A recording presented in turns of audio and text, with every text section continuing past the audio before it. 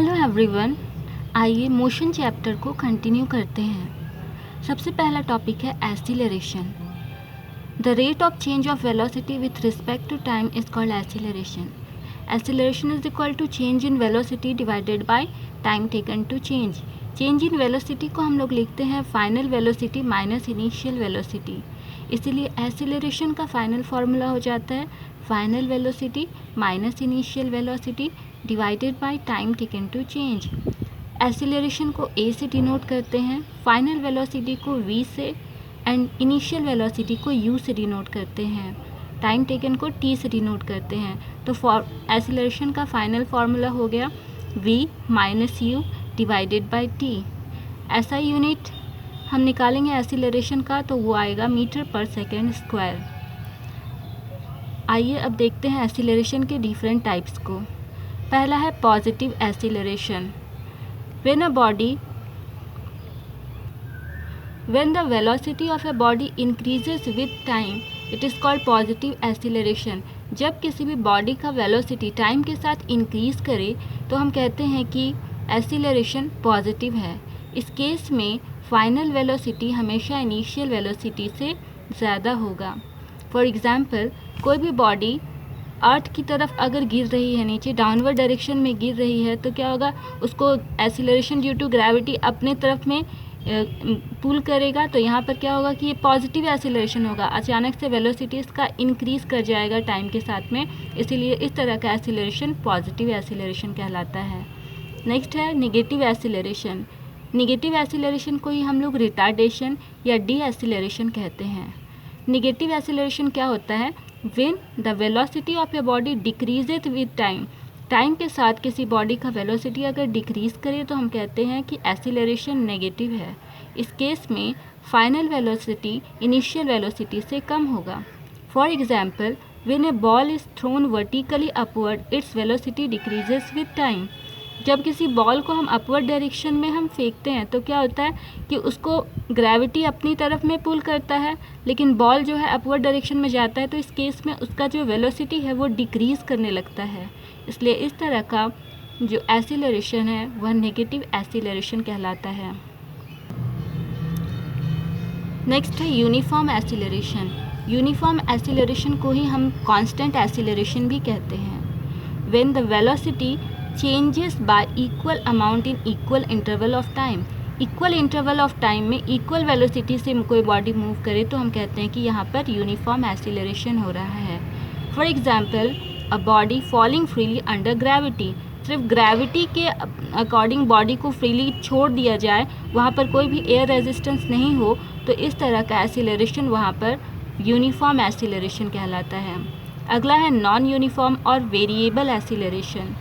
when the velocity changes by unequal amount in equal interval of time then it is called non-uniform or variable acceleration। for example, a car driven on a crowded city।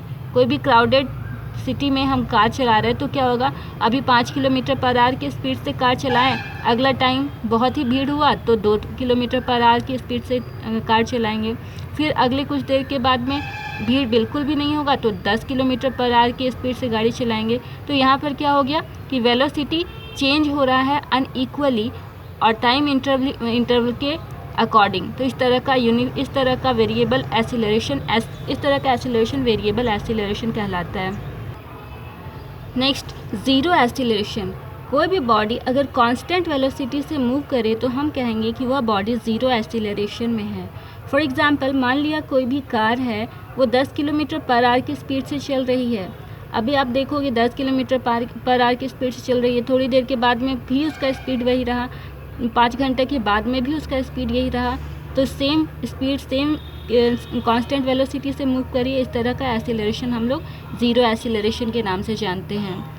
जब कुछ important points है जो आपको numerical solve करने में मदद करेंगे, वो याद रखेंगे आप। पहला है when body starts from rest. जब बॉडी रेस्ट से मूव करना स्टार्ट करेगी तो उसका इनिशियल वेलोसिटी हम लोग ज़ीरो लेंगे। नेक्स्ट है व्हेन बॉडी स्टॉप्स और कम्स टू रेस्ट। जब बॉडी रेस्ट में आ जाएगी तब वहाँ पर फाइनल वेलोसिटी का वैल्यू हम लोग ज़ीरो रखेंगे। And finally when body travels with uniform velocity, कोई भी बॉडी अगर यूनिफॉर्म वेलोसिटी से मूव करते हुए दिखेगी क्वेश्चन में, तो वहाँ पर एक्सीलरेशन का वैल्यू हम लोग 0 कंसिडर करेंगे। आइए कुछ क्वेश्चंस देखते हैं। पहला क्वेश्चन है, a bus decreases its speed from 80 kilometre per hour to 60 kilometre per hour in 5 second, find the acceleration of the bus. इस क्वेश्चन में इनिशियल वेलोसिटी हमारा 80 किलोमीटर में दिया हुआ है, 80 किलोमीटर पर आवर दिया हुआ है, तो u equal to 80 kilometre per hour. जो यूनिट है ये SI यूनिट में नहीं दिया हुआ है, इसलिए हमको सबसे पहले इसको SI यूनिट में कन्वर्ट करना पड़ेगा। तो किलोमीटर यहाँ पर है, तो किलोमीटर के लिए हमको मीटर में चेंज करना होगा एंड आवर को सेकंड में चेंज करना होगा। किलोमीटर को मीटर में चेंज करने के लिए हम लोग मल्टीप्लाई करेंगे 1000 से, और आवर को सेकंड में चेंज करने के लिए 1 घंटा में 60 मिनट और 60 मिनट में 60 सेकंड, तो 60 × 60 से मल्टीप्लाई करेंगे। इस पूरे टर्म को कैलकुलेट करेंगे तो हमारे पास आएगा 22.22 मीटर पर सेकेंड। ये हमारा इनिशियल वेलोसिटी हो गया।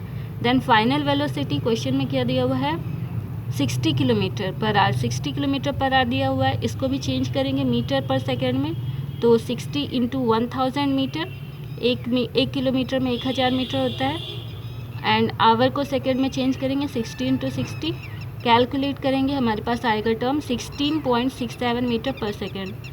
अब हमारे पास एक्सीलरेशन के लिए फॉर्मूला होता है final velocity minus initial velocity divided by time. Simply put कर देंगे फॉर्मूला। फाइनल वेलोसिटी हमारे पास है 66.67 मीटर पर सेकेंड एंड इनिशियल वेलोसिटी हमारे पास है 22.22 मीटर पर सेकेंड, और टाइम हमारे पास दिया हुआ है क्वेश्चन में 5 सेकेंड। तो उस 5 सेकेंड को हमने पुट किया और इसको कैलकुलेट करेंगे तो आंसर आएगा 5.55 मीटर पर सेकेंड। और ये जो आंसर आएगा ये माइनस में आएगा। ये माइनस में आंसर आपका शो कर रहा है कि बॉडी जो है वो रिटार्डेशन में से मूव कर रहा है, बॉडी में एक्सीलरेशन नहीं हो रहा है, नेगेटिव एक्सीलरेशन हो रहा है। तो यही आपका आंसर हो जाएगा, सॉरी यहाँ पे 5.55 मीटर पर सेकेंड स्क्वायर, ये है आंसर। अब कुछ क्वेश्चंस हैं जो आपको सॉल्व करने हैं एंड आंसर आपको कमेंट बॉक्स में बतलाने हैं। फर्स्ट क्वेश्चन है, a car accelerates uniformly from 18 kilometre per hour to 36 kilometre per hour in 5 second, calculate the acceleration of the car. Car का एक्सीलरेशन आपको कैलकुलेट करना है जब कार यूनिफॉर्मली मूव कर रही है 18 किलोमीटर पर आवर से 5 सेकेंड के लिए। 18 किलोमीटर पर आवर से 36 किलोमीटर पर आवर में 5 सेकेंड के लिए जब बॉडी एक्सीलरेट कर रही है तब आपको उस बॉडी का एक्सीलरेशन निकालना है, कार का एक्सीलरेशन निकालना है। अगला क्वेश्चन है, a scooter acquires a velocity of 54 kilometre per hour in 15 second just after the start, calculate the acceleration of the car of the scooter. Scooter का एक्सीलरेशन फाइंड करना है आपको कब, जबकि स्कूटर स्टार्ट होता है, स्टार्ट होने के 15 सेकेंड के बाद ही वेलोसिटी 54 किलोमीटर पर आवर का वेलोसिटी एक्वायर कर लेता है। उस केस में आपको उस स्कूटर का एक्सीलरेशन फाइंड करना है। आज के लिए इतना ही, फिर मिलते हैं नेक्स्ट क्लास में। तब तक क्वेश्चन को सॉल्व करके आंसर्स कमेंट बॉक्स में पोस्ट करेंगे। Thank you.